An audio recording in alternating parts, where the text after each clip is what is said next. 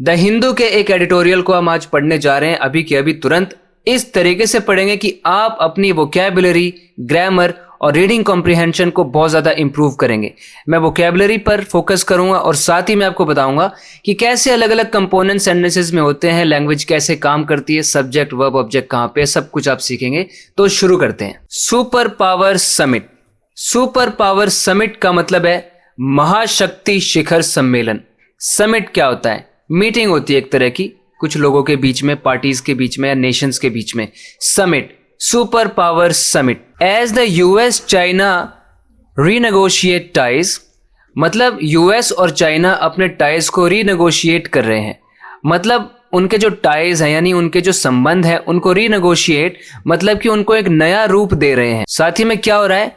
India must reinforce, India को जरूर reinforce करना चाहिए अपनी स्ट्रेटेजिक ऑटोनॉमी को। स्ट्रेटेजिक ऑटोनॉमी यानी रणनीतिक स्वायत्तता। मतलब ऑटोनॉमी क्या होता है? अपने डिसीजंस खुद लेने के लिए जब आपके पास फ्रीडम होता है तो वो आपकी ऑटोनॉमी है।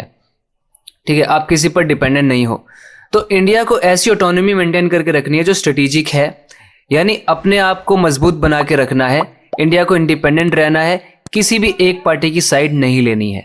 यहाँ पर रीइंफोर्स जो आप देख रहे हो, इसका मतलब होता है किसी भी चीज को मजबूत करना, उसको मजबूती देना। जैसे गवर्नमेंट ने अपनी बॉर्डर सिक्योरिटी को मजबूत किया, the government reinforced border security. Reinforce करते हो आप किसी चीज को। टीचर्स को अच्छी हैबिट्स रीइंफोर्स करनी चाहिए स्टूडेंट्स में। Teachers should reinforce good habits in students. तो किसी चीज को रीइंफोर्स करना, उसको मजबूत बनाना, उसको मजबूती देना। तो स्ट्रेटेजिक ऑटोनॉमी को मजबूती देनी है। अब यहाँ पर अगर हम देखें तो सेंटेंस में सब्जेक्ट क्या है? The US China. यहाँ पे यूएस और चाइना सब्जेक्ट है और वर्ब, मेन वर्ब यहाँ पर है रीनेगोशिएट। और रीनेगोशिएट कर किसको रहे हैं? इसका ऑब्जेक्ट बन गया टाइज।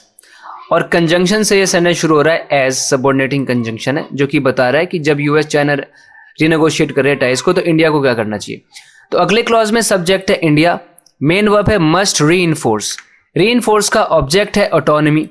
ऑटोनॉमी किस तरह की है? स्ट्रेटेजिक। स्ट्रेटेजिक एडजेक्टिव हो गया ऑटोनॉमी के लिए। As US president Donald Trump, जैसे ही US president Donald Trump left, वो निकले। कहां से निकले?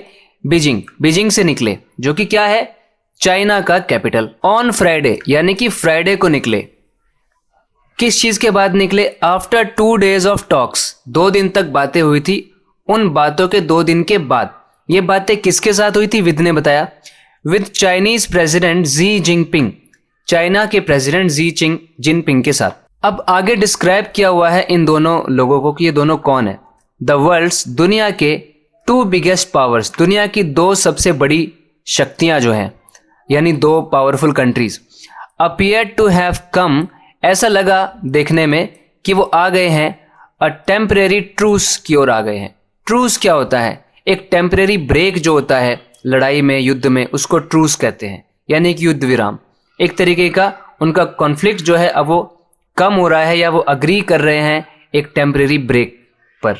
यहाँ पे एज सबऑर्डिनेटिंग कंजंक्शन है और पहला क्लॉज यहाँ से लेकर यहाँ तक स्टार्ट हो रहा है, मतलब ऐसे ही स्टार्ट हो रहा है, एज सबऑर्डिनेटिंग कंजंक्शन बनके इस क्लॉज को स्टार्ट कर रहा है। और फिर मेन क्लॉज है यहाँ से लेके यहाँ तक। मेन क्लॉज में सब्जेक्ट है वर्ल्ड्स 2 biggest पावर्स, और इसके अंदर वर्ल्ड को हमने पोजेशन वाला नाउन बना दिया है, पोजेसिव नाउन, कि वर्ल्ड की। और इसका पोजेशन है क्या? वर्ल्ड की क्या है? पावर्स हैं, और वो भी कैसी हैं? बिगेस्ट। एडजेक्टिव है सुपरलेटिव डिग्री में। 2 क्या है? न्यूमरल एडजेक्टिव है इस पावर्स के लिए। फिर आया वर्ब, क्या किया है? अपीयर, मतलब ये अपीयर हुई, पावर अपीयर हुई, मतलब ऐसी लगी। क्या लगी? अपीयर के बाद आपने यूज किया है प्रेजेंट परफेक्ट, परफेक्ट फॉर्म का इन्फिनेटिव यूज किया है, टू हैव कम, यानी ऐसा अपीयर हुआ जैसे कि वो आ गई हैं। कहाँ आ गई है? टू बताएगी डेस्टिनेशन, डेस्टिनेशन की प्रेपोजिशन बनके। टू का ऑब्जेक्ट है टेम्परेरी ट्रूस, कि एक ट्रूस तक आ गई है। अब ट्रूस यहाँ पे 2 का ऑब्जेक्ट है और टेम्परेरी एडजेक्टिव हो गया इस ट्रूस के लिए। एज वाले क्लॉज में सब्जेक्ट है यूएस प्रेसिडेंट डोनाल्ड ट्रंप। ठीक है, वर्ब है लेफ्ट, उन्होंने लीव किया। किसको लीव किया? लीव का ऑब्जेक्ट बन गया बीजिंग।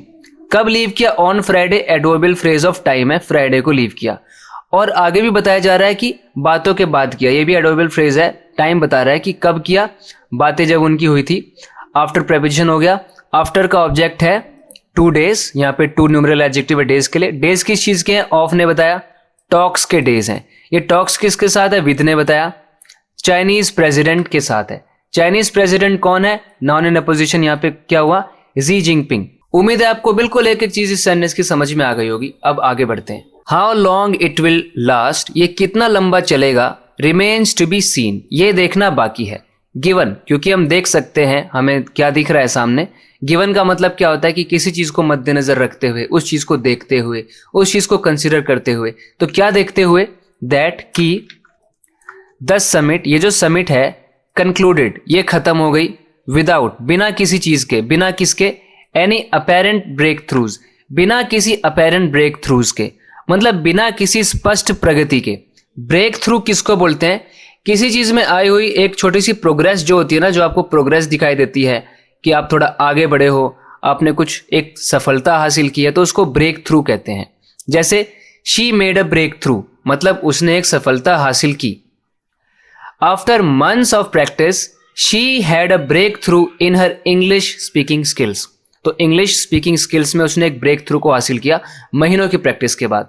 तो अपेरेंट मतलब कोई भी स्पष्ट प्रकार का कोई ब्रेक थ्रू तो दिखा नहीं, ये कंक्लूड हो गई, खत्म हो गई। फिर भी in the long list of, वो भी एक लंबी लिस्ट है किसकी?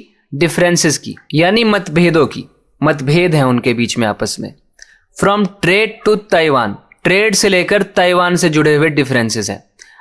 दैट हैव, ये दैट हैव इसके लिए डिस्क्रिप्शन हो गई कि जिन्होंने क्या कर दिया है? स्ट्रेन कर दिया है रिलेशंस को, जिन्होंने रिश्तों को स्ट्रेन कर दिया है, बहुत तनावपूर्ण बना दिया है, बहुत तनाव पैदा कर दिया रिलेशंस में। इंस्टेड, बजाय इसके क्या हुआ है? बोथ साइड्स अपीयर फोकस्ड, दोनों ही साइड्स अपीयर हो रही हैं, दोनों ही साइड देखने में लग रही हैं, दोनों ही पक्ष की वो ना फोकस्ड हैं, यानी केंद्रित हैं किस चीज के ऊपर? On injecting some stability into a relationship. एक ना इंजेक्ट करना चाहते हैं वो स्टेबिलिटी को, स्टेबिलिटी यानी स्थिरता, और उसको इंजेक्ट करना चाहते हैं। इंजेक्ट करने का मतलब होता है किसी एक चीज को किसी चीज में डाल देना। जैसे नर्स मेडिसिन को इंजेक्ट करती है आपकी बॉडी में, वो एक इंजेक्ट हो गया। हमारी कंपनी इंजेक्ट करना चाहती है और पैसों को आपके प्रोजेक्ट में। तो इंजेक्ट किसी चीज को करना मतलब किसी चीज को किसी चीज में डाल देना है सिंपली। तो दोनों ही पक्ष फोकस्ड हैं क्या करने में? वो इंजेक्ट करना चाहते हैं, डाल देना चाहते हैं, कुछ स्टेबिलिटी, स्थिरता डाल देना चाहते हैं उस रिश्ते में। कौन सा रिश्ता? दैट हैज ऑफ लेट, जो हाल ही में, ऑफ लेट का मतलब है रिसेंटली, लेटली, जो हाल ही में, सीन, जिस रिश्ते ने देखा है, मैनी, बहुत सारे अप्स एंड डाउन्स को। उस रिश्ते में वो स्थिरता डाल देना चाहते हैं जिस रिश्ते ने पिछले बीते कुछ समय से अब तक बहुत उतार चढ़ाव देखे हैं। यहां तक आपको मीनिंग समझ में आया? अब वीडियो पॉज करके एक बार खुद पहचानो यहाँ पे सब्जेक्ट वर्ब कहाँ है। यहाँ पे जो हमारा पहला सेंटेंस है इसमें बताओ सब्जेक्ट कहाँ है, वर्ब कहाँ है। देखो तो how long it will last, ये अपने आप में यहां पर सब्जेक्ट है जो कि खुद एक क्लॉज है। क्लॉज क्यों कहेंगे हम इसको? क्योंकि इसमें देखो खुद का सब्जेक्ट है इट और विल लास्ट मेन वर्ब हो गया। तो जहां पे सब्जेक्ट और वर्ब आपको दिखाई दे जाए तो वो क्लॉज है। और हाउ लॉन्ग एडवर्ब है और साथ में इंट्रोगेटिव एडवर्ब है। आप पूछ रहे हो कि कितनी देर लगेगी, how long it will last, क्योंकि एक क्वेश्चन नहीं है इसलिए इट के बाद ही विल आया है, ना कि नहीं तो विल पहले आता। मैं ये पूछ नहीं रहा हूं कि कितना टाइम लगेगा, मैं तो बता रहा हूं कि कितना टाइम लगेगा ये देखना बाकी है अभी। ठीक है, तो how long it will last ये सब्जेक्ट है अपने आप में। How long it will last जो है ये पूरा सब्जेक्ट है। और इसके लिए वर्ब यहां पर आएगा रिमेन्स। ये रिमेन है। क्या रिमेन है? इन्फिनेटिव ने बताया टू बी सीन, यानी इसका देखा जाना बाकी है। और किस स्थिति में देखना बाकी है? उसके सर्कमस्टेंसेस को यहां पर ये क्लियर कर रहा है। क्या हम कंसीडर करें तो कि जो समिट है इस क्लॉज में समिट सब्जेक्ट हो गया, कंक्लूड वर्ब है। ठीक है, और कैसे कंक्लूड किया उसने? Without any apparent breakthroughs. ये एडवर्बियल फ्रेज है कि बिना किसी ब्रेक थ्रू के कंक्लूड किया। और ये ब्रेक थ्रू किस में आने चाहिए थे? प्रेपोजिशनल फ्रेज इनने बताया in the long list of differences. अब ये डिफरेंसेस है क्या? फ्रॉम ने बताया ट्रेड से लेकर के ताइवान। और ये डिफरेंसेस के लिए फिर यहाँ पे रिलेटिव क्लॉज आ गया जिसमें दैट उसके लिए रिलेटिव प्रोनाउन है। दैट हैव स्ट्रेन, जिन्होंने स्ट्रेन कर दिया है। ऑब्वियसली स्ट्रेन यहाँ पे वर्ब हो गया, स्ट्रेन का ऑब्जेक्ट है रिलेशंस। फिर आगे आप देख रहे हो इंस्टेड को, जो कि अपने आप में कंजंक्टिव एडवर्ब है, जो डिस्कोर्स में एक कोहेरेंस प्रोवाइड करता है। पहले एक बात बोली, उसके बजाय कुछ और हुआ है, तो इस तरह का ये एडवर्ब है। बोथ साइड्स यहाँ पर सब्जेक्ट है, ठीक है। अपीयर वर्ब है, और वो कैसा अपीयर हो रही है? फोकस्ड अपीयर हो रही है। ये सब्जेक्ट कॉम्प्लीमेंट हो गया साइड्स के लिए, क्योंकि अपीयर एक लिंकिंग वर्ब है, तो फोकस्ड क्या है? Subject complement. किस चीज पर फोकस्ड है? ऑन प्रेपोजिशन ने बताया, इंजेक्ट करने पे। प्रेपोजिशन के बाद वर्ब आएगा तो आईएनजी फॉर्म में आएगा, क्योंकि वो जेरेंड बन जाएगा। On injecting. इंजेक्ट किसको करना है? इंजेक्ट का ऑब्जेक्ट है स्टेबिलिटी। किसमें इंजेक्ट करना है? इनटू बताएगी वो प्रेपोजिशन, इनटू बताएगी। इनटू का ऑब्जेक्ट बन गया रिलेशनशिप। ये रिलेशनशिप कौन सा है? इसको डिस्क्राइब करने के लिए दैट से शुरू हो गया इसका रिलेटिव क्लॉज। मेन वर्ब यहाँ पर है हैज सीन, और यहाँ पे जो ऑफ लेट आप देख रहे हो बीच में, ये एडवर्बियल फ्रेज है, जिसका मतलब होता है रिसेंटली, हाल ही में देखा है उसने। सीन का ऑब्जेक्ट बन गए अप्स एंड डाउन्स, वो भी मैनी, डिटर्मिनर हो गया कि कई सारे ups and downs. Mister she offered, उन्होंने ऑफर किया। क्या ऑफर किया? ऑफर का ऑब्जेक्ट बन गया लेबल ऑफर किया। किसके लिए ऑफर किया? फॉर ने बताया टाइज के लिए, इन संबंधों के लिए। कॉलिंग फॉर, कॉल फॉर करते हुए, कॉल फॉर करना क्या होता है? मतलब किसी चीज का आवाहन करना, किसी चीज की मांग करना कि ऐसा होना चाहिए, ये जरूरत है इस चीज की, वैसे होता है कॉल फॉर करना। तो उन्होंने कॉल फॉर किसका किया? क्या होना चाहिए? A constructive relationship of strategic stability. अगर कोई चीज कंस्ट्रक्टिव है मतलब कि वो प्रोडक्टिव है, उससे फायदा होता है, वो हेल्पफुल है। कंस्ट्रक्टिव क्रिटिसिज्म होता है, मतलब ऐसा क्रिटिसिज्म जिससे पता चले कमियां क्या है, सुधार क्या हो सकता है। तो कंस्ट्रक्टिव रिलेशनशिप ऐसा रिलेशनशिप हुआ जिससे कुछ फायदा निकले, जो कि प्रोडक्टिव साबित हो, ऐसा रिलेशनशिप होना चाहिए। वो भी स्ट्रेटेजिक स्टेबिलिटी का, मतलब वो ऐसी स्ट्रेटेजी बनाए कि स्टेबिलिटी को वो कायम रख सके। किसके लिए? फॉर द रिमेनिंग ईयर्स, बाकी बचे हुए सालों के लिए। किसके साल? Of mister Trump's term, mister Trump का जो टर्म बचा हुआ है, ट्रम्प का जो कार्यकाल बचा हुआ है, एंड बियॉन्ड, और उसके आगे जाके भी। इस टाइम के लिए हमें क्या बनाना है? एक constructive relationship of strategic stability बनाना है। इसको ऐसा नाम दिया मिस्टर शी ने, ये न्यू लेबल दिया है इन रिश्तों को, ये रिश्ते ऐसे होने चाहिए, ठीक है। इफ बोथ अग्री, अगर दोनों सहमत होते हैं, ऑन द नीड पर, किस चीज की नीड पर, किस जरूरत पे, फॉर सम स्टेबिलिटी, अगर दोनों ही अग्री करते हैं कि उनको स्टेबिलिटी की जरूरत है, देयर प्रायोरिटीज, तो उनकी प्राथमिकता जो है, अपीयर, वो दिख रही है, लग रही है, टू डिफर, कि वो डिफर कर रही है। यहां पर अग्री के साथ ऑन प्रेपोजिशन का यूज देखो आप। अग्री के साथ ना अलग अलग प्रेपोजिशंस आ सकती हैं, डिपेंडिंग ऑन आप अग्री का क्या मीनिंग कन्वे कर रहे हो, ठीक है, क्या मतलब है आपका अग्री से। अगर आप किसी पर्सन से अग्री करते हो किसी चीज को लेके, तो आप अग्री के साथ विद यूज करते हो, अग्री विद समवन, ठीक है। और अगर आप किसी मैटर, किसी पॉइंट, किसी मुद्दे पे अग्री कर रहे हो, दो लोग अग्री कर रहे हैं, तो आप अग्री के साथ फिर ऑन का यूज करते हो।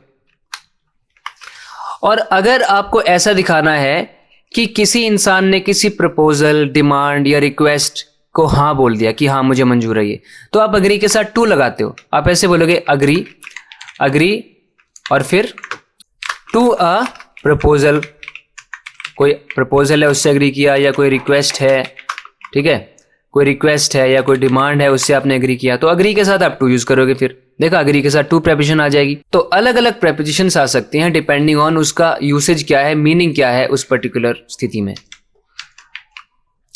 Mister she told mister Trump, उन्होंने ट्रम्प से क्या कहा? दैट ताइवान, कि जो ताइवान है, वॉज द मोस्ट इंपॉर्टेंट, वो सबसे ज्यादा जरूरी मुद्दा है उनके रिश्ते में।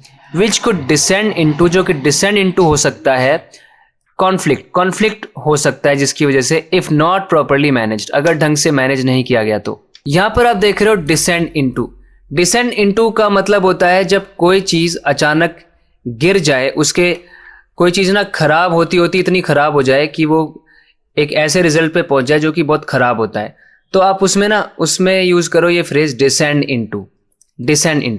जैसे the country descended into chaos, तो कंट्री में ना हंगामा मच गया, बिल्कुल अराजकता फैल गई देश के अंदर। उनका डिस्कशन एक बहस में बदल गया, बहस हो गई आखिर में। Their discussion quickly descended into an argument, ऐसे डिसेंड इनटू यूज करना है। तो ये बोल रहे हैं कि ये इशू ना बहुत इंपॉर्टेंट है ताइवान वाला, ये डिसेंड इनटू हो सकता है कॉन्फ्लिक्ट, उनके बीच में डिफरेंसेस पैदा हो सकते हैं, झगड़ा हो सकता है अगर ढंग से इसको मैनेज नहीं किया इस इशू को। तो देखो यहां पर ओमिट किया हुआ है मेन वर्ब को, if it is not properly managed. Short में इतना है बोल दिया, if not properly managed. The US stands, US का जो रुख है ताइवान के ऊपर वो बना हुआ है अनचेंज्ड, मतलब अपरिवर्तित, उसमें कोई बदलाव नहीं आया है। विच इंक्लूड्स, जिसमें शामिल है सब्सटैंशियल आर्म्स सेल्स, जिसके अंदर सब्सटैंशियल यानी बहुत बड़े पैमाने पर आर्म्स की सेल्स यानी हथियारों की बिक्री शामिल है। How this detente will handle the Trump administrations next sale remains to be seen. और ये डिटेंट एक फ्रेंच टर्म है। डिटेंट का मतलब होता है वही ट्रूस जो हमने देखा था ना, ट्रूस यानी युद्ध विराम।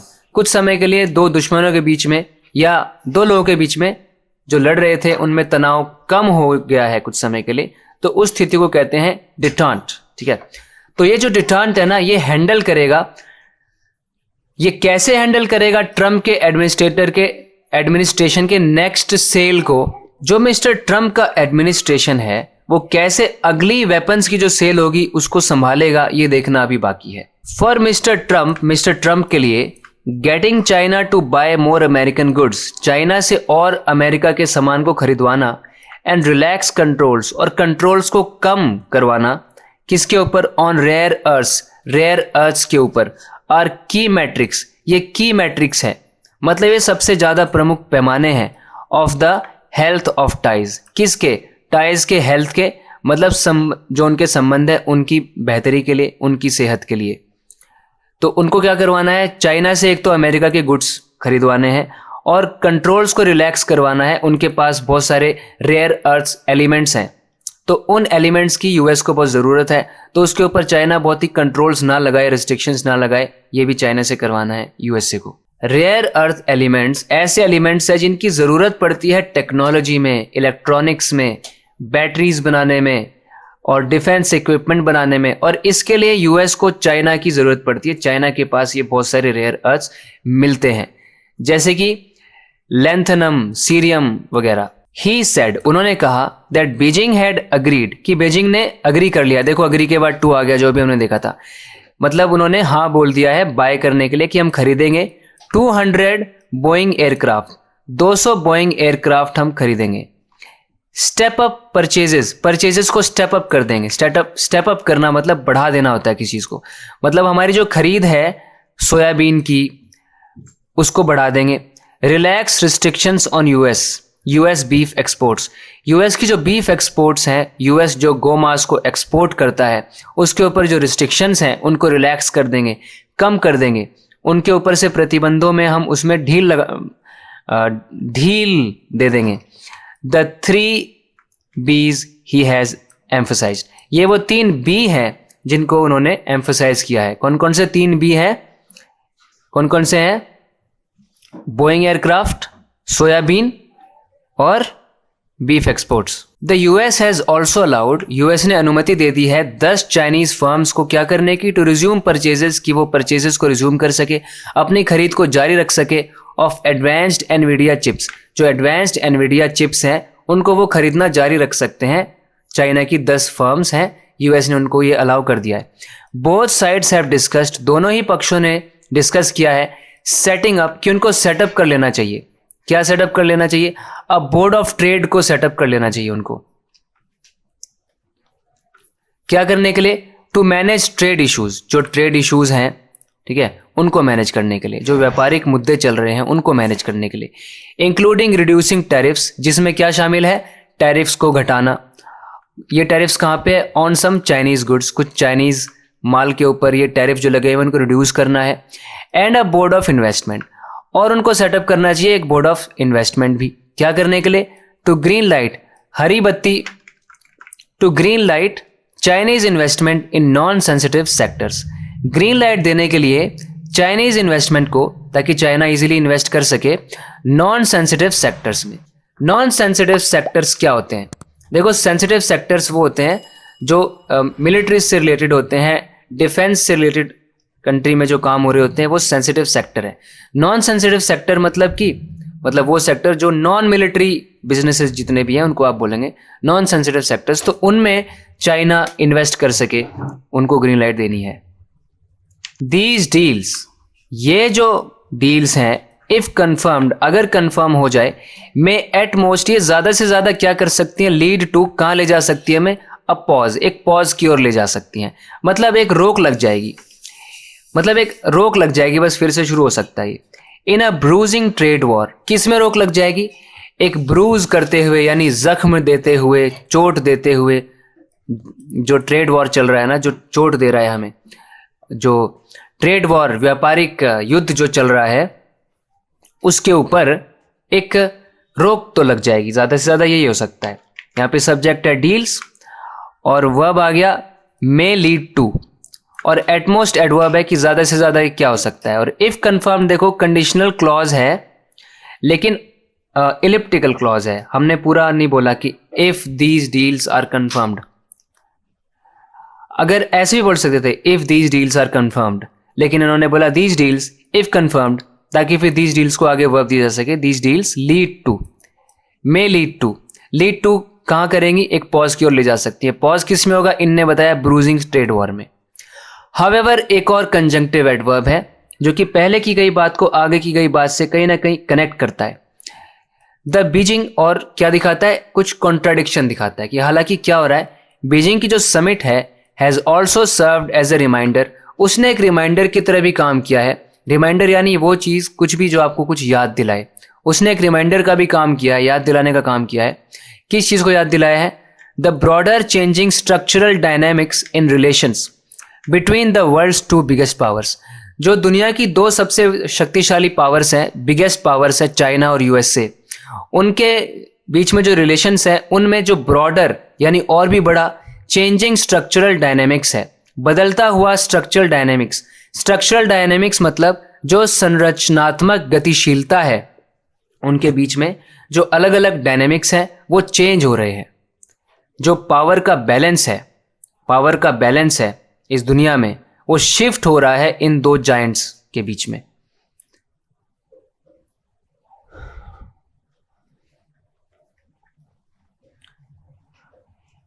If the US remains the pre eminent military power, अगर यूएस बनी रहे प्री एमिनेंट मिलिट्री पावर।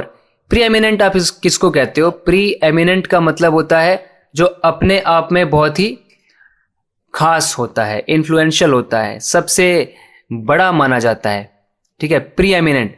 जैसे मैं कह सकता हूं this university is a pre eminent centre for research. जैसे मैं कह सकता हूं he became a pre eminent leader in the industry, industry में वो एक मुख्य नेता बन गया, सबसे प्रभावशाली नेता बन गया, preeminent. Today it is the limits of its ability to command global influence that have come into question. अब उन पर ना सवाल उठने लगे हैं। किस पर सवाल उठने लगे हैं, the limits of its ability, it's मतलब यूएस की एबिलिटी, यूएसए की जो क्षमता है कमांड करने की ग्लोबल इन्फ्लुएंस। ग्लोबल यानी वैश्विक, वैश्विक स्तर पर जो वो दिखाते हैं ना अपना प्रभाव, प्रभाव की कमांड जो उन्होंने संभाली हुई है कि हम बहुत पावरफुल हैं, ठीक है, तो कमांड करते हैं वो ग्लोबल इन्फ्लुएंस को।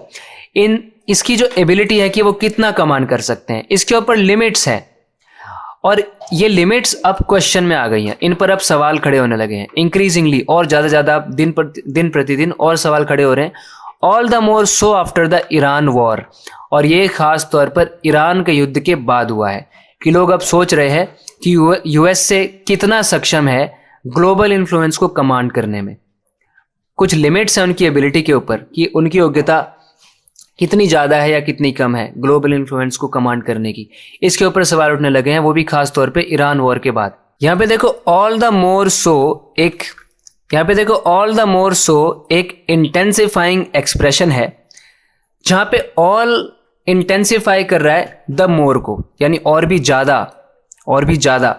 और ये सो क्या है, ये एक प्रो एडवर्ब है, यानी ये रिफर कर रहा है अपने से पहले आए हुए सिचुएशन को।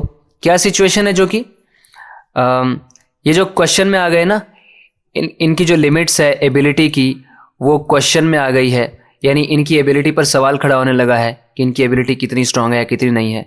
ये जो सवाल खड़ा होने लगा है ये और भी ज़्यादा हो रहा है, ऐसा ये सो इस पूरी चीज़ को रिफर कर रहा है कि जो उन पे सवाल खड़ा हो रहा है ना, ऐसा जो है ना और भी ज़्यादा हो रहा है after the Iran war, Iran war के बाद में और भी ज़्यादा हो रहा है। China for its part has made clear, China ने अपने तरफ से क्लियर कर दिया है। क्या क्लियर कर दिया है आगे बताया जाएगा। It is no longer interested in, कि अब वो इंटरेस्टेड नहीं है, अब वो रुचि नहीं रखती है क्या करने में, बाइडिंग इट्स टाइम, अपने टाइम को बाइड करने में। ये यूज देखो बाइड का आप, बाइडिंग वंस टाइम, इसका मतलब होता है बस इंतजार करते रहना, एक सही मौके की तलाश करना, सही मौके की प्रतीक्षा करना। जैसे he is biding his time before starting a new business, वो बिजनेस स्टार्ट करना चाहता है लेकिन वो सही समय का इंतजार कर रहा है। तो China is no longer interested in binding its time, अब वो रुचि नहीं रखता और इंतजार करने में। और हाइडिंग इट्स ग्लोबल एम्बिशंस, या उनके वैश्विक क्या महत्वाकांक्षाएं हैं, क्या वो करना चाहते हैं, उनके एम्बिशंस क्या हैं, उनको वो हाइड करने में भी अब इंटरेस्टेड नहीं है। चाइना यहाँ पे सब्जेक्ट है, वर्ब हो गया हैज मेड क्लियर। क्या क्लियर कर दिया है वो यहाँ पे बता रहे हैं हम, क्लियर क्या कर दिया है कि it is no longer interested in, जहाँ पे इन का ऑब्जेक्ट बन गया बाइंडिंग इट्स टाइम और hiding its global ambitions. Its देखो पोजेसिव डिटर्मिनर है, इट किसके लिए, चाइना के लिए, चाइना का टाइम। और तो ये जो इन है इंटरेस्टेड के बाद इसका पहला ऑब्जेक्ट है बाइडिंग, दूसरा है हाइडिंग।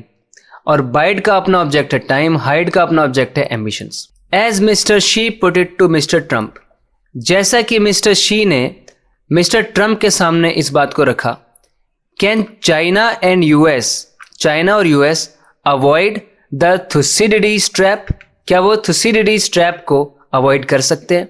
ये क्या होता है थुसिडिडीज ट्रैप? एक ऐसा ट्रैप है जो बताता है एक हिस्टोरिकल पैटर्न को।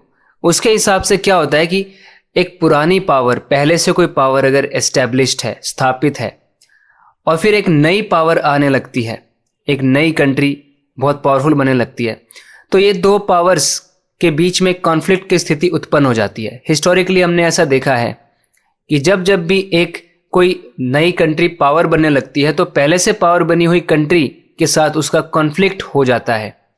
तो इस ट्रैप को कहते हैं थुसिडिडीज ट्रैप। तो क्या इस ट्रैप को अवॉइड कर सकते हैं चाइना और यूएस? ये ट्रैप किस चीज का है देखो आगे बता रहे, of N inevitable conflict. Inevitable कोई चीज मतलब जिसको रोका नहीं जा सकता, टाला नहीं जा सकता, उसको कहते हैं इनएविटेबल। इस इनएविटेबल कॉन्फ्लिक्ट, ऐसा कॉन्फ्लिक्ट जो इनएविटेबल है, जिसको रोका नहीं जा सकता, क्या इसको वो अवॉइड कर सकते हैं? किसके बीच में होगा conflict? Between the established power and the rising power.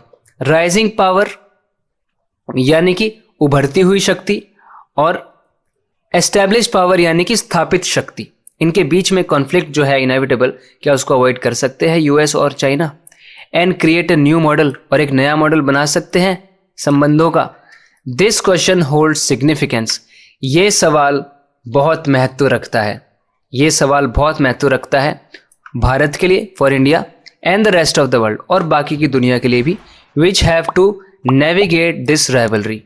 ये वर्ल्ड जिसको नेविगेट करना है यानी गुजरना है इस राइवलरी के थ्रू, इस राइवलरी के सामने टिके रहना है, इसका सामना करना है, इस प्रतिद्वंद्विता का सामना करना है जो राइवलरी है इनके बीच में, इसको उन्हें नेविगेट करना है यानी सरवाइव करना है, इसको गुजरना है इस समय से।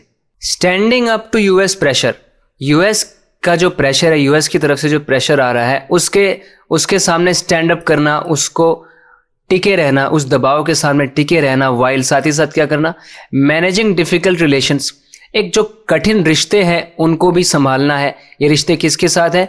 With an increasingly confident China, ऐसे चाइना के साथ जो काफी बढ़ता हुआ कॉन्फिडेंट नेशन है। With an increasingly confident China will be two key tests, ये दो प्रमुख टेस्ट होंगे इंडिया के डिप्लोमेसी यानी भारत की कूटनीति के दो प्रमुख टेस्ट होंगे, परीक्षाएं होंगी in the years to come, आने वाले सालों में। यहां पे सब्जेक्ट क्या है? Standing up to US pressure, और साथ ही साथ मैनेज करना डिफिकल्ट रिलेशंस को, वो भी इंक्रीजिंगली कॉन्फिडेंट चाइना के साथ। ये दोनों क्या है? ये होंगे दो की टेस्ट्स। तो ये अब जाके इसका वर्ब यहां पर आया है, will be two key tests, ये दो की टेस्ट्स होंगे। की मतलब यहां पे प्रमुख है, जरूरी, चाबी नहीं है। की टेस्ट्स मतलब दो जरूरी दो प्रमुख टेस्ट होंगे। टेस्ट किसके? ऑफ ने बताया इंडिया की डिप्लोमेसी के। और कब? In the years to come, आने वाले सालों में।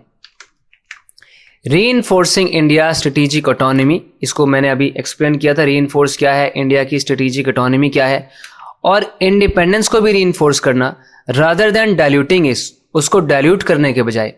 किसी चीज को डाइल्यूट करने का मतलब क्या होता है? उस चीज की शक्ति को कम कर देना। जैसे मिल्क को अगर आप डाइल्यूट करते हो तो मतलब आपने उसमें वाटर मिला दिया, तो मिल्क अब ढीला हो जाएगा, मतलब